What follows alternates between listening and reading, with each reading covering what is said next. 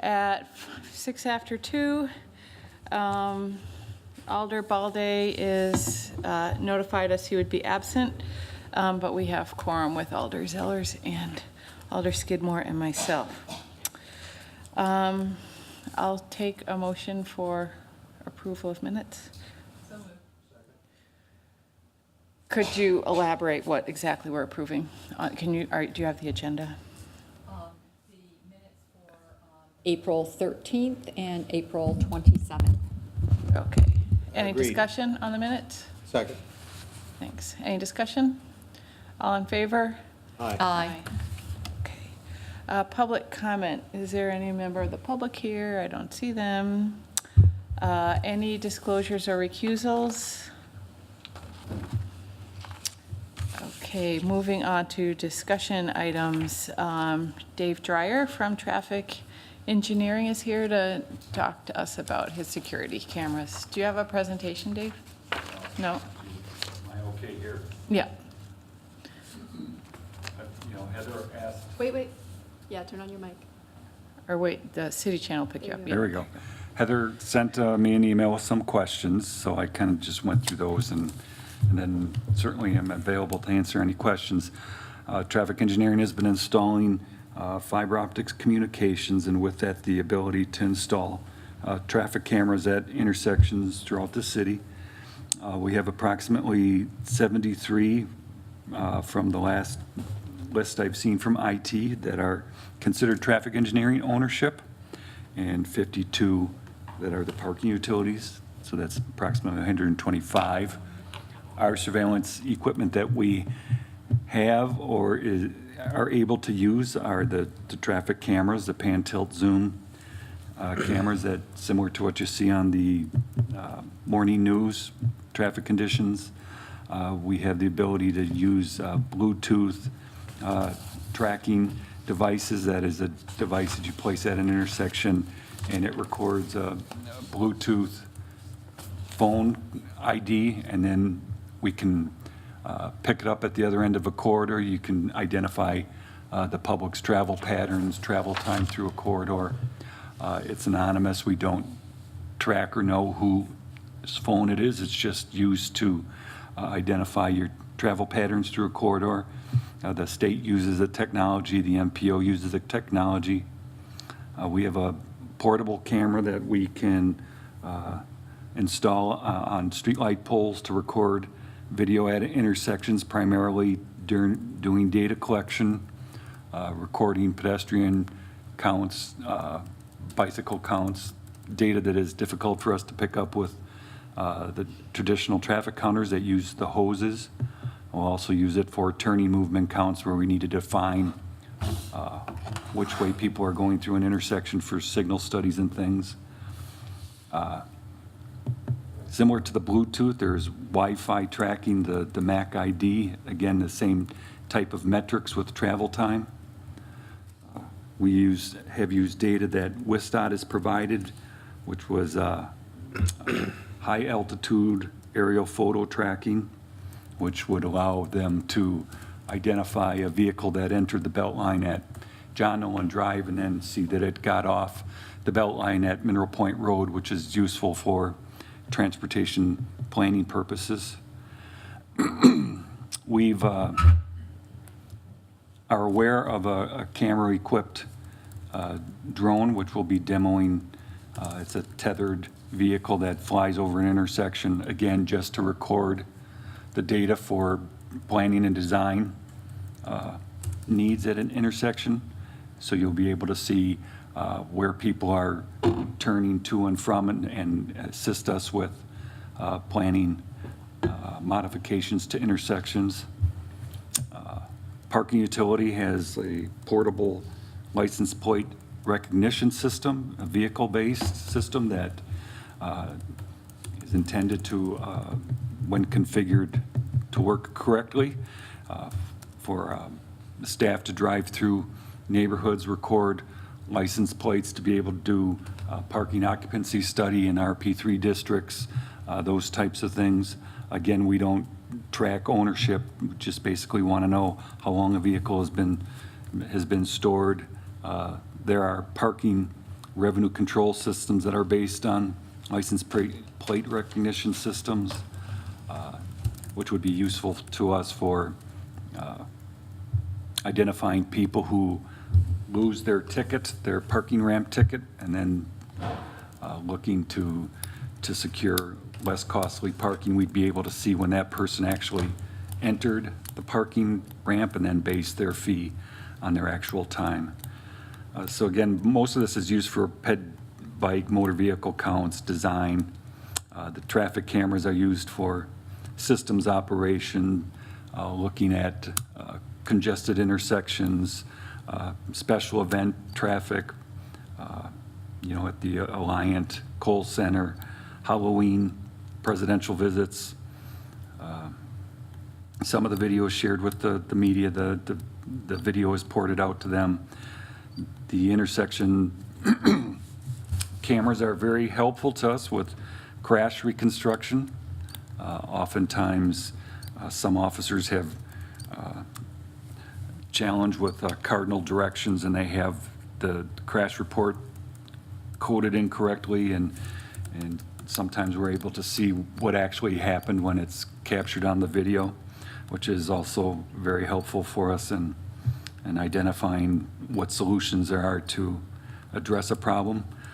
We use the cameras in Liddell's district quite often for contractor compliance, making sure that the contractor and the workers are doing what their permit says they're allowed to do. We'll catch people moving barricades out into space they're not supposed to quite often, and we can, get on them for doing that. It's helpful for us to capture on video people who have damaged city property, and then it's always never their fault. Well, actually, we have the video that shows you knocking down the traffic signal here, so it's helpful for billing of damages. What policies do we subscribe to? The data is stored on IT servers. They determine how long the video is stored for. I think it's 7 days before it's overwritten. So we follow those policies.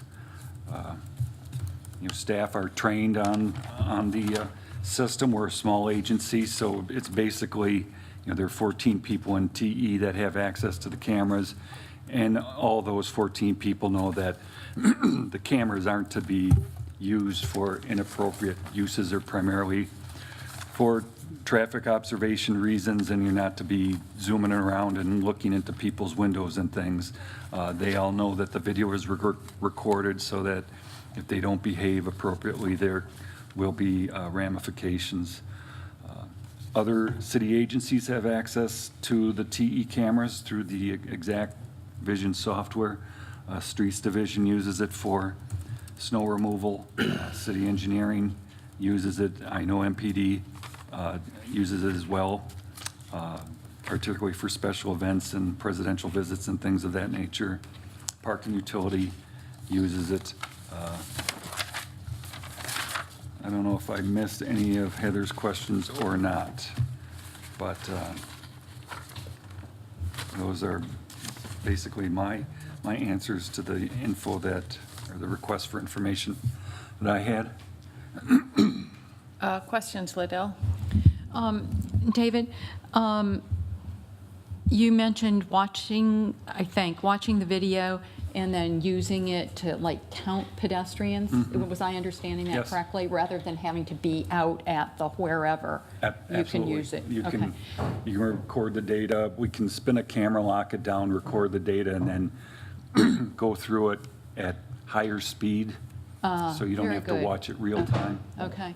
And what about at intersections that don't have a camera there now? Do we have a way that we could do it? I'm thinking. We have a portable camera that we will use, and if we need to, we'll send people out as well. Okay. Because I was thinking about the whole Blair Mifflin Yeah, thing. yeah. Was that then a portable camera that was used? or I'm not was that sure if we people? use that there or not, No, but okay. we do have it.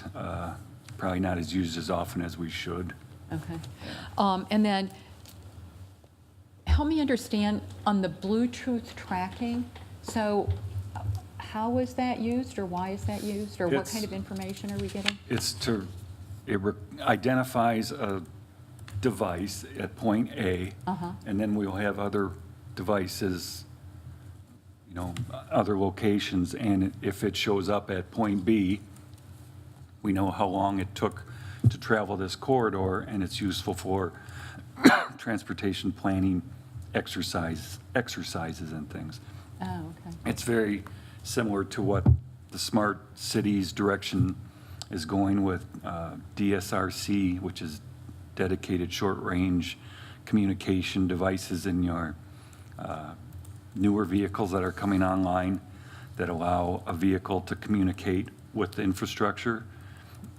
So, for example, on Park Street, we have some DSRC receivers installed on the signal controllers so that it'll be able to communicate with vehicles that are equipped, that the signal will be going red in 3, 2, 1, so the driver can be alerted that's coming. Oh, okay. So the driver can be alerted that green is coming and Wake up. yeah, put your phone down, you knucklehead, Yeah, those yeah. types of things. And two, ultimately, it's so vehicles can communicate to each other. So if a truck is stopped in your lane ahead and you think that you can shoot around on the right side, well, the vehicle will know that there's another stopped vehicle Oh, there and alert the driver. You either kick you in the rumble seat or stop the vehicle automatically. So it's the direction that the industry is going with the technology. So with the Bluetooth, I know that in some other countries, they use that for trying to control speeds. So they say, watch out, because, we'll know if you get to point B too quickly. We're not using it for any type of Are enforcement. we allowed to in the I would, state? I would suspect not, but I'd have to check with Okay, the. okay. I'm And- sure they would say that primary enforcement requires an officer to see you speeding, which would be similar to a photo radar, which we are not allowed to use. Right, right. Okay, so then one more question right now. So you said that 14 people in TE have access to the Yes. cameras? And that they know not to zoom around and all that kind of stuff. Yeah. So are we able to tell if somebody has zoomed in somewhere? You'd have to see it on a recorded video. We don't have an alarm that goes off that. Right, right. But the recorded video would show that? Yes, if we knew somebody had done something within the time frame before IT overwrote the video. Okay, Yeah. okay. Okay. And the fact that there's other agencies that are using the video too, Okay, so they could tends be to the keep, ones to, well, and it tends to keep people honest. If I do something stupid with this and look in somebody's backyard at somebody sunbathing, somebody else might see me or see this and, get me into trouble. There's just no way for us to do that. I mean, we can lock out quadrants, I believe, but we still need to be able to spin through to be able to see different approaches of an intersection. We're not able to cover a large area all at once. There's also video that is used at traffic signal controllers in replacement of in-pavement loop detectors, which detect vehicles on the street. It's machine vision basically telling the controller that there's a vehicle waiting for the green. Oh, And right. You'll see that at some cities, it's a camera that's just pointed down at the road. The surveillance cameras are usually the ones in the white dome with the Right. gray lens underneath, because those can spin and move. So that's another piece of the technology puzzle in transportation. And they're coming out with infrared detectors. They're always working on improving detection for pedestrians and things as well. It's all pretty much driven by military technology that's been transferred to the public sector. So I have a follow-up for IT. So do we have, in terms of who's using the cameras, do we have a way to identify who, as you know, zooms around or whatever? Can you tell who has done that? Yeah, we do. So we have logs. We can see who has accessed them and when they got in and when they got out. So we have that. Particular camera? For a particular camera. Okay. The other thing is that with traffic engineering, what I understood was that all of your cameras were zoomed in on the streets and that they were not, that They you are. tried to make sure that they weren't showing any They have a homes. home position, they have a Yeah. home position, Yeah, and that those home positions. so you can spin it to look at this leg of an intersection, but for 5 minutes or so, and then it returns automatically to look at a set spot. Yeah, that traffic engineering really was diligent in making sure that their Because we want- cameras. We want to look at the Yeah. street, we don't, the police care about gas pumps at the corner of Sherman and Northport, but I would just assume that be looking at the intersection. It's always highly entertaining when police and traffic are fighting over the same camera, like special events. Oh, right. Okay, thank you. Any other questions from you, Not Luca? right now, no. Paul? Not for me. So I have a couple. On the Bluetooth tracking devices, what kind of information do you get about the user? Or is it just like? It's just they were here, they're here, travel time. We know that there may be a desire pattern between these locations and things. And not everybody has their Bluetooth turned on, so it's just a sampling of the traffic stream. We have no information that identifies who it is. So nor it do can't we be linked care. to a particular vehicle? No, I know. Okay. And, You could have multiple phones with their Bluetooth on in a vehicle. yeah, or someone parks and gets out and walks, and it takes them forever to get to where you Yeah. expect, okay. Yeah. So the camera-equipped drone, who owns that? And you said it was tethered? What does It's that mean? a consulting firm is experimenting with it. They've seen it used elsewhere. It's a drone that's tethered so that it can be provided the electricity to power it for an hour or so at a time. It's flown by a pilot at the intersection. They get permission from FAA, and they just launch it up over the intersection at 100 feet or so, and just records the video below of the intersection. So that's a consultant to WISDOT? Or It's a consultant, no, they may be doing work for WISDOT, but they wanted to demo it here in Madison, so we'll probably do an intersection just to see how it works for a reconstruction project. So it's a physical electrical cord? Yeah, that basically, is it's, yeah. tethering it? Yep, and a licensed pilot is basically operating it. So it's not left out there without somebody attending it, and we're not flying it there from downtown or anything. Yeah. So who's going to own the data that it collects? They'll give us the data. I mean, they're doing a demo for us, so technically they probably still own the aerial footage. And do you have any idea when that's happening? Sometime this summer, I think. Is that going to be Monroe Street, or where are you? No, University Avenue, I think. University, yeah. Yeah.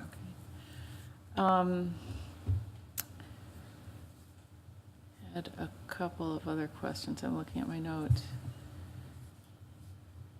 Yeah, when you say your staff know that the cameras aren't to be used for inappropriate uses, how do they know that?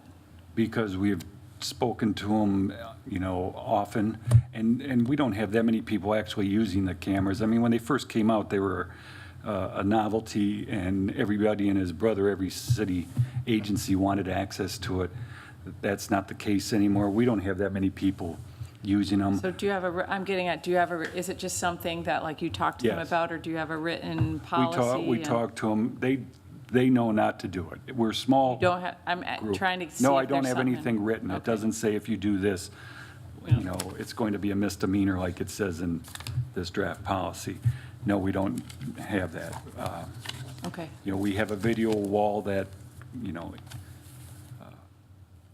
critical intersections, for example, during certain times of day are pulled up and, you know, staff is monitoring what's happening to see if adjustments need to be made or if there's a crash or anything happening that needs to be addressed. That's basically the only person using the cameras at any one given time.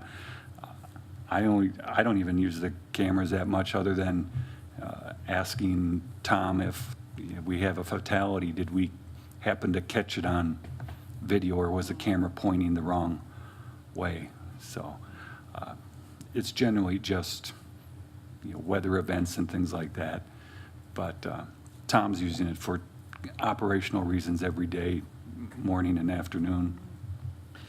and on the license plate readers, how is that data stored and how long do you keep that? We probably keep it indefinitely, not that we use it. I suppose we could purge it if that's what the attorney's office would like. It's basically used just for occupancy studies and turnover. We do that today. We just go out there and do it manually, and it goes into files, and we don't have time limits on that. So what kind of data is it? Are they photographs or No, what they're just, kind you of? go through and literally record the tag number and the time, and then you come back through an hour later, and there's that same vehicle, it gets recorded again with the time, and you keep checking the block face to see if the vehicles are turning over. It's basically, you know, a condition of Yeah. RP3 zones, you know, the Winnebago Street curb usage, those type basic traffic engineering functions that have been done for the last 100 years with. Yeah, so I'm trying to understand with the electronic license plate readers That and the ones. that just speeds us up and lets us cover more area. I understand. Yeah. I'm trying to understand what kind of, so it's not something written. Right, What it's- form it- is that it data in and where is optically- it stored? It optically recognizes the character, converts it to text, and puts it into a spreadsheet with the timestamp. Okay, all right, yeah, I didn't understand that. Yeah. And the same thing with the parking utility ones? Yes. And so there's huge spreadsheets for all of the Well, we'd go into parking the, garage? the LPR system at a gate would go into the revenue control, be a function of the revenue control system software. We don't have anything that's doing that today, but it's something that we'd possibly be interested in the future with respect to that. You can have people pay via their license plate. You know, if they have an account, they can pull up to the gate, it'll let them in and record when they exit, and, you know, funds transferred accordingly based on that. So basically, you have these massive spreadsheets that just keep getting bigger and bigger and bigger. Well, we're not using it for the revenue control now, and we don't even have the LPR system on the vehicle up and running yet. It's challenging to get operating and get into the, we don't even have it yet, I don't think. We're in the process of completing the purchase. You it's don't- wait, basically- sorry, you don't have what yet? The vehicle-based LPR system. For the parking utility? Yeah, we But don't you need- do we- for just the parking enforcement people with their, Parking, Yeah. MPD have a system, yes, with the cameras on the little Jeep that you may have seen that they use for writing citations. We're getting something similar, but just to use for parking turnover studies and things for us, yes.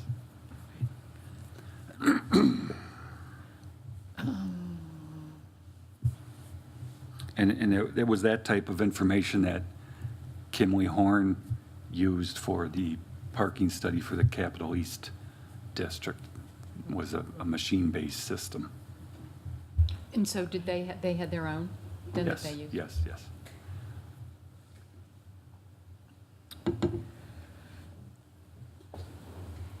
and so you said you just have the one portable camera? Yeah, it's just a little yeah. And do other agencies borrow that? No, none that No, I'm aware of, It's your no. own? Yeah. Okay. Park and Utility does have cameras. They primarily use those to observe entrance and exit gates. It lets us capture people who damage the gates. We have cameras on the pay stations. There's some security cameras on Lake Francis ramp that are pointing out onto Francis Street, which was related to some security issues when there were late night food vendors and things out there. I think police were looking for additional camera views in that area. So they have their share of cameras as well, but those generally are fixed. Anything else for Dave? Thank you very much. And Chris Wilkins is not here. Do you have an update on when he can come? Well, that may bring us to the topic of when the next meeting is. So depending on when the next meeting is, he may or may not be able to attend. We can try and schedule it with him, but our previous attempt at a doodle did not yield a clear date that would make sense for the work group to meet next. So it's possible we may need to redo the doodle with Chris. One thing I'd like to say is that he has some camera information that he would rather not share in a public session, but would be open to doing a closed session. And so the work group may want to consider that. This is the doodle status. So based on the doodle that we did most recently, it looks like our next meeting may need to be in June because of people's schedules. Sherry's not there. She hasn't filled it out. Oh, she hasn't filled it out. Okay. Well, we're halfway through May anyway. True. Yeah. Okay. All right, moving on to item number 8, surveillance policy outline. And noting that Paul has to leave in 26 minutes, so we should discuss for maybe another 20 minutes and then talk about next step and future presentations so we can adjourn before we lose quorum. All right, so last time we met, we received the draft copy that Heather put together, basically from pulling ideas from other cities' policies and just putting them there. And that was in no way a sort of endorsement that this is definitely what we want to have. I think she was just giving us a whole bunch of ideas to weigh in on. Marcy Paulson from the city attorney's office and Vic Wall weighed in on them, and I've had a chance to go over them. I don't know if the other 2 committee members have, and if so, if how you'd like to proceed.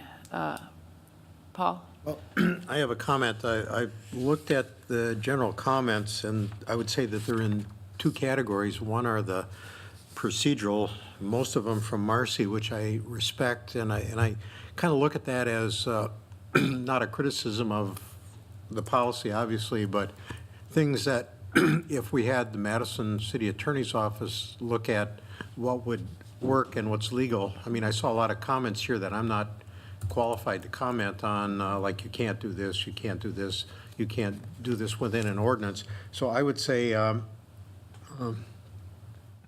would say that it would help me if some of the procedural issues were worked out and that we could look at the second part, which are the real policy. I've got a few things, like a half a dozen or so, that I could comment on, but they're not so much about the guts of what I think we're getting at as to whether, does this mean it's a contract, or, things like that, things that are legalese and things that, that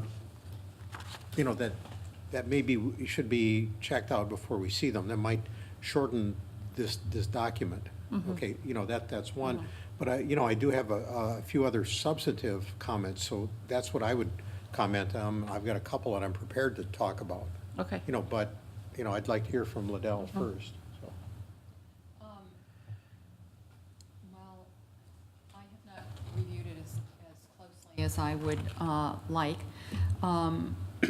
My preference would be, I suppose, to kind of walk through it and get a better sense about what the comments are that we've received.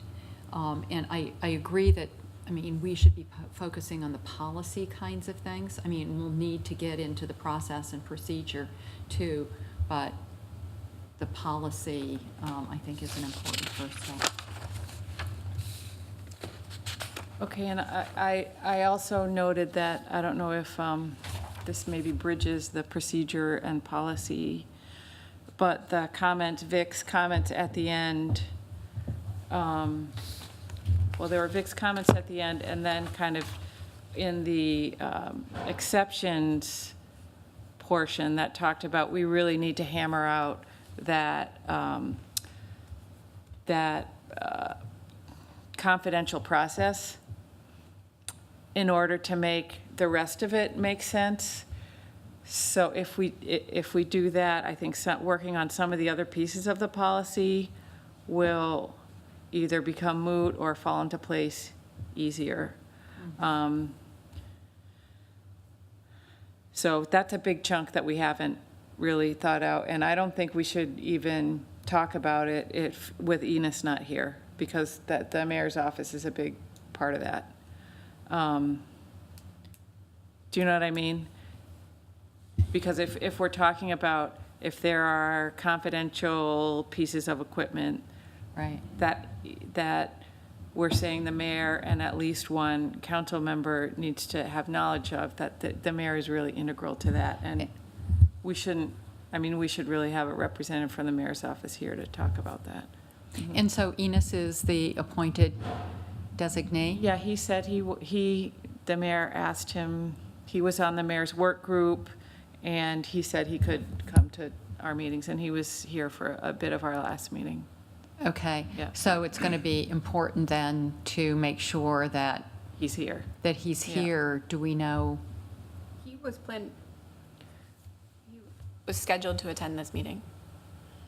And he's on all the doodles and all the calendar invitations And and, so we didn't hear anything to know why he is not? no. To jump in here, if we can have a little bit of a Yeah. discussion, Yeah. I like where you're going with this, because there's some easy things. To use an example, cameras on the top of traffic poles, that's very easy, that's public. Of course, then maybe, yeah, I would say yes, that is, but there are some that clearly are not. I would say that the dash cams in the police department would be public, but, maybe that's subject to discussion. So I like the direction that you're going, so. Well, I mean, I think we collectively agreed to move along those lines, but it's really, we can't really do it effectively without someone from the mayor's office here. Okay, can we have a talk about effective? We Sure. need to do this, and there's Right, only we do. one day of the week, on the second Friday, I can't meet between 11 and 1. Otherwise, I'll move heaven and earth to make the meeting, and we really need the other alders, we need the appropriate staff. Yeah, So, otherwise, we're going to be doing this 2 years from now, I know. whoever's in our seats, so. yeah. Go ahead, Sarah. So I apologize coming in halfway through this. I talked to Heather, we met, and I was just getting some background. And one of the things that I talked to Heather about was, could city staff work on the policy as a group and then bring it back to you? It's something that's a little bit more concrete, rather than kind of going through the notes from each city agency and discussing it. Maybe we could compile it together and then hand it back to you. I think that might be a better use of your time. And then at that point, we can, identify where things that are private, where things are, confidential, and all of the other things that council is concerned about and city staff is concerned about, so that it's maybe a little bit better structured and has everything that IT, police, traffic engineering, Metro, parking utility, and all the other agencies that have information, that we can make sure that we've gotten all of this for you so that you have a better picture to make some decisions on. Paul? That's kind of where I was going, and one of the linchpins here I see is the city attorney's office, because probably 3/4 of the comments that I saw are things that I'm not qualified to comment on, and maybe if this were condensed a little better, we'd have a better idea of a structure to talk about the policy and what's private and what's things that can be publicized. Just, there's a whole lot to get our arms around here, and do we need to know the difference between, or that we can't talk about being a misdemeanor in a document like this because we have no legal authority to do so, like if we get rid of a lot of that stuff. So if the staff were able to sift and winnow and get it down to something, that looks at more at the policy. I'm not saying not to talk about it, I'm just saying that there are things that we probably don't need to waste our time on, and then maybe they can edit it down. Liddell? I would welcome that, knowing that there would still be, or should be, substantial discussion here. Definitely. And particularly to know, to learn more about or figure out a way to address the secret kind of stuff. I'm not saying that there shouldn't be, but it makes a lot of us a little uncomfortable Yep. about that.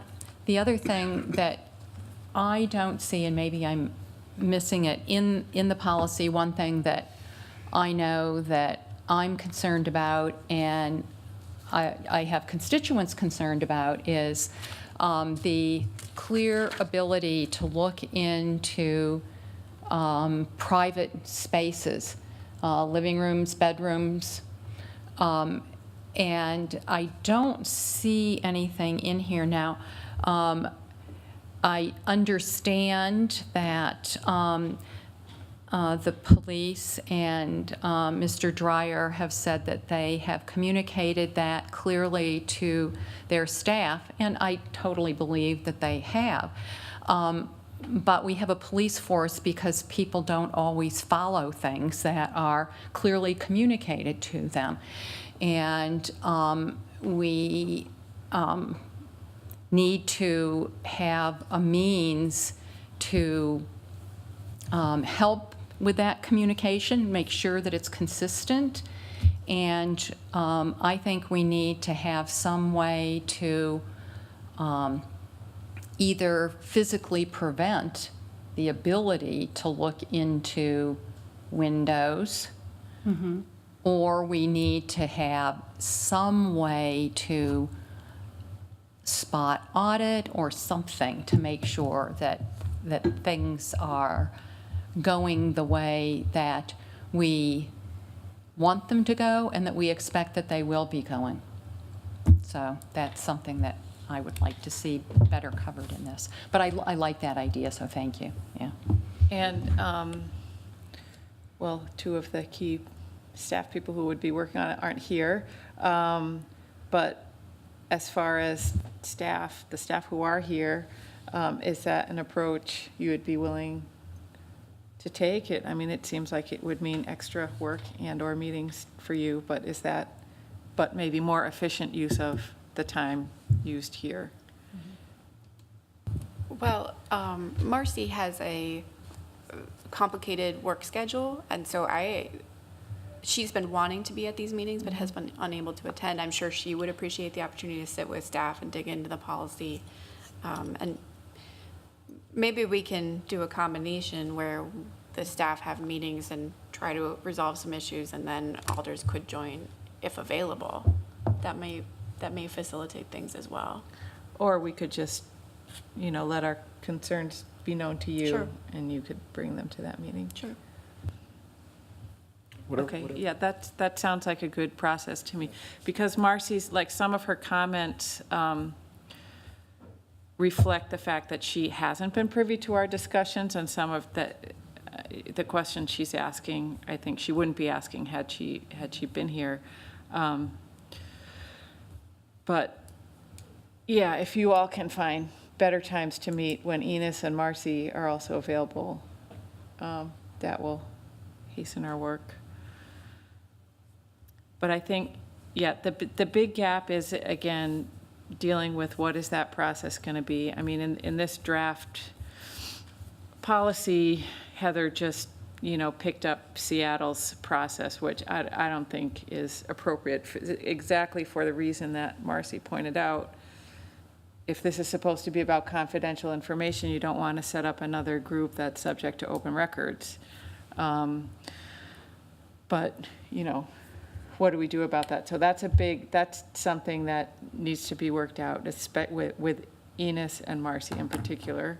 And the other piece that's missing was the one that Liddell raised.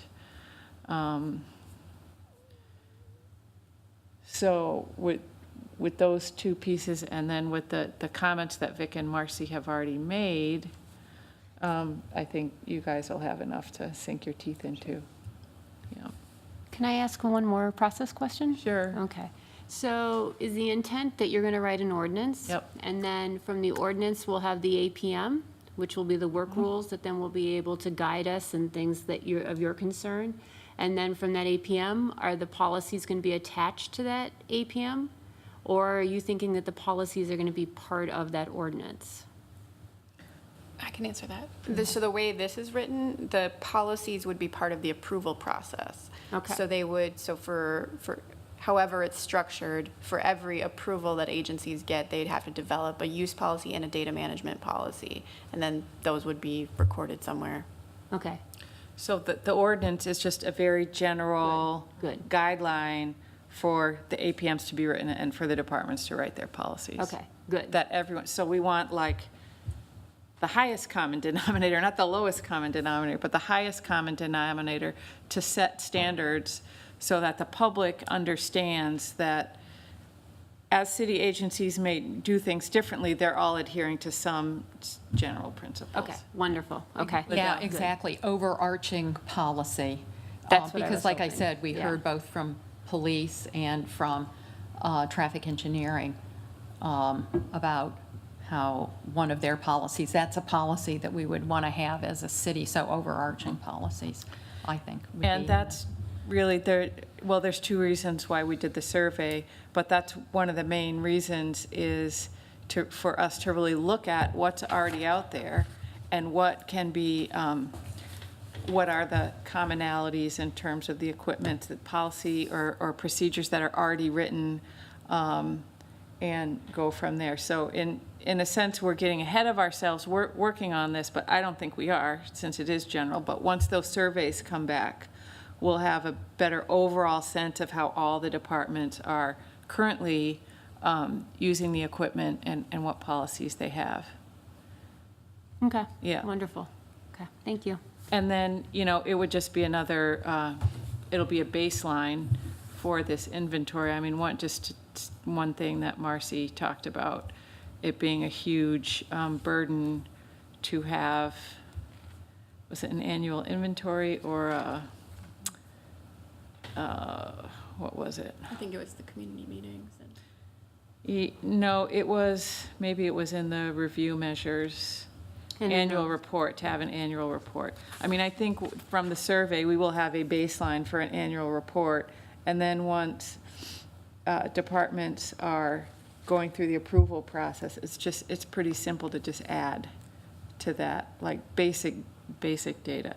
There are questions in there about, like actual audits, and I agree, there is no capacity to do full-fledged audits of this, but again, those are the details that you guys can work on, and we can say what is the minimum that we need to see and what can be done. And if there's a gap there, then council will have to devote more resources to things.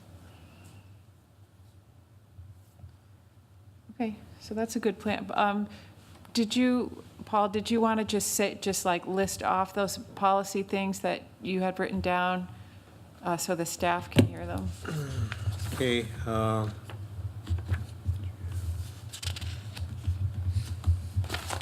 Actually, there's not that many when you get rid of the. I was wondering about the review, annual review and the annual report. You know, that could be massive, cumbersome, and costly. Enforcement, you know, I started ticking those off, and I realized those are legal issues. Let's see.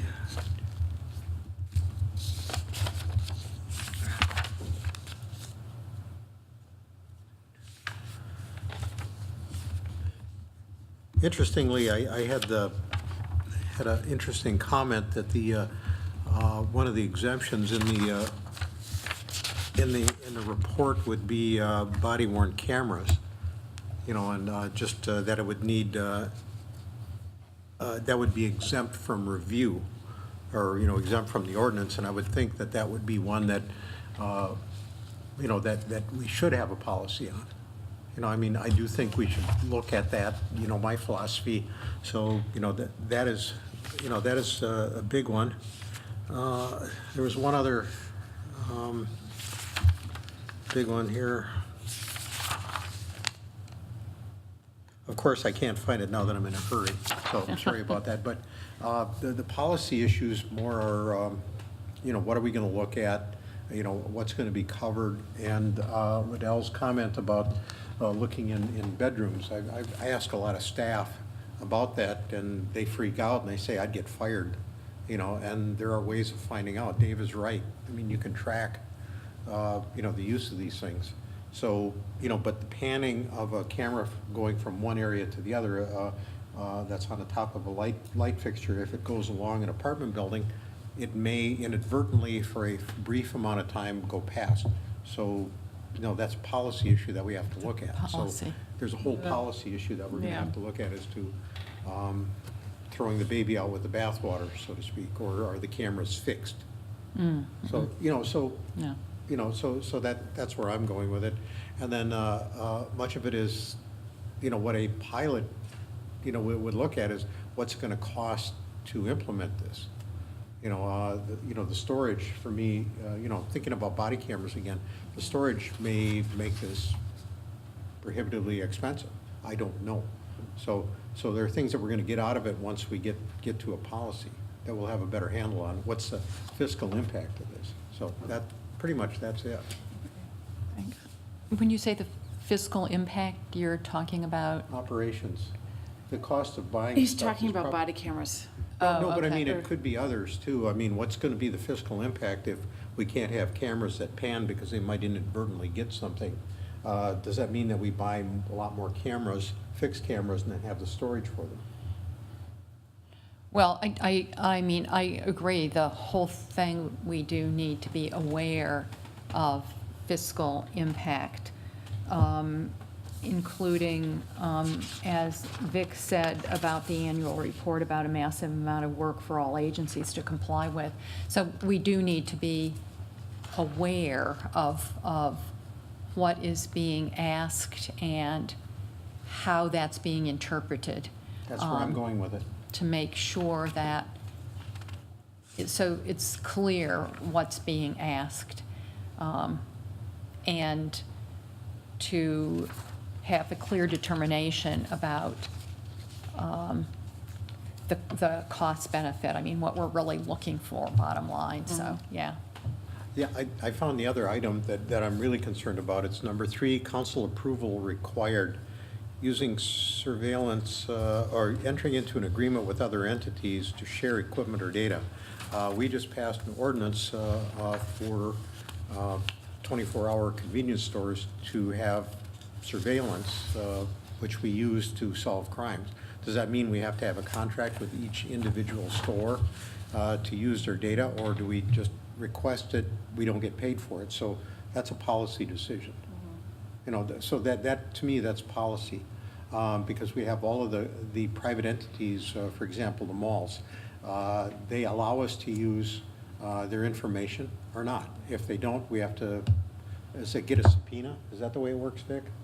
Okay, Yeah, which could be cumbersome. You know, maybe we want to look at that as a policy to get information to solve a crime. You know, or do we need a contract? I think that would be cumbersome, could be costly if there's consideration required. So you asked for an example. I don't Yeah. want a discussion. Yeah, so I think that's when the staff group works, those are the things that they can propose solutions to. Yes. And we can then talk about them. But the final decision comes from the group. Right, So, yeah, yeah. Okay, so the next steps and future presentations, we were talking about needing to find a time when Chris can be here. Were there other agencies that were going to present? I believe that President Skidmore, or President Balde invited IT to present again, so maybe we can do that in one meeting, both presentations, depending on everyone's schedule, or in a future meeting. So water utility, we've got traffic. I think we were potentially talking about the library or parks, so I can invite them as well. But it's sort of a chicken and egg thing. If I don't have a date to tell them when we'd like them to come, it's very hard for them to agree to come. So I will set up another doodle for maybe June and July and see if we can get at least 3 dates on the calendar and then get those presentations lined up. Okay, good. Sounds good. So the next step is staff will meet before our next meeting and have something more for us to look at. Anything else? Any other ideas from the committee? We're good? Okay, it's up to you guys. I can't make the motion. All in favor? Aye. Okay, we're done. Thank you guys for coming.